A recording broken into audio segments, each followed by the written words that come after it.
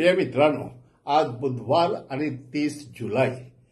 आणि आजच्या दिवशी आपण पहिल्या वाचनामध्ये पाहतो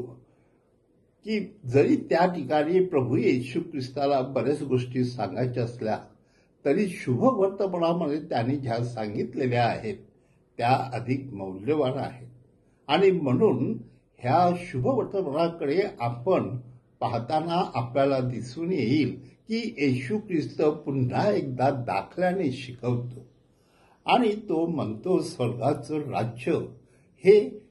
एखाद्या माणसाने शेतात लपवलेल्या ठेवीसारखं आहे. म्हणजे तो त्याची सगळी मौल्यवान वस्तू ज्या आहेत लोकांनी चोरू नये म्हणून तो जाऊन शेतामध्ये लपवतो आणि मग एखादा माणसाला माहिती असलं तर तो ते सगळं आपलं सर्वस्व विकतो आणि तो ते शेत विकत घेतो कारण त्याला ठाऊक आहे की ह्या शेतामध्ये मौल्यवान वस्तू ठेवलेल्या आहेत. हो माझ्या प्रिय बंधूंनो, जेव्हा स्वर्गाचं राज्य आपण पाहतो ह्या जगातील कोणत्याही वस्तूशी त्याची तुलना करता येऊ शकत नाही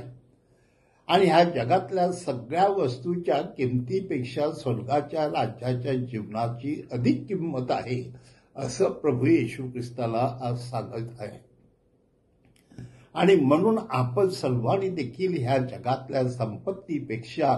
स्वर्गाचं राज्य कसं मिळवावं आणि ते आपल्या जीवनामध्येच कसं आपण लपवून ठेवावं ह्यासाठी प्रभू येशू ख्रिस्त आपल्याला प्रवृत्त करत आहे.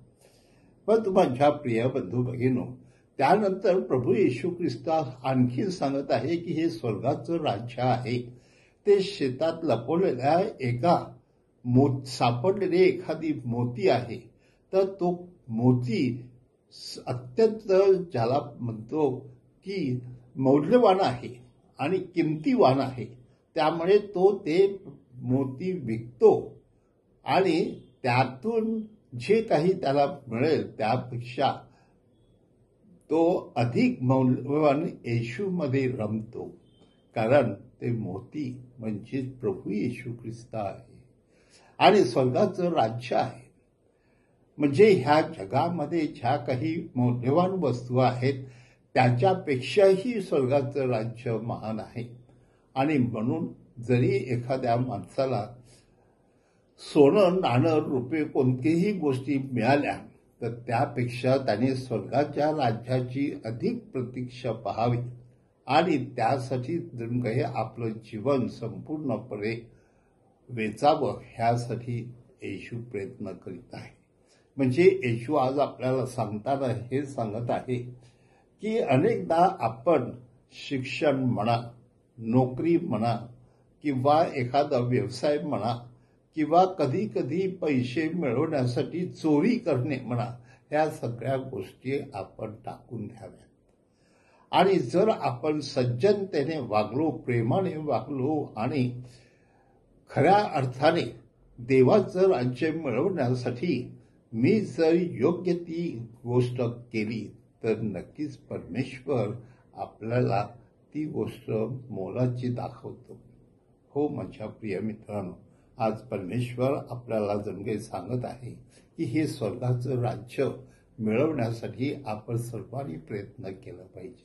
आणि स्वर्गाचं राज्य म्हणजे काय की प्रभू येशू ख्रिस्त, त्याची शिकवण, त्याची वृत्ती आणि प्रवृत्ती, त्याचे एकंदरीत जीवन हे मी सगळं स्वीकारलं आणि त्यासाठी मी जर प्रयत्न केले तर ते अधिक मोलाचे आहे. म्हणून अनेक लोक आज रिट्रीटला जातात,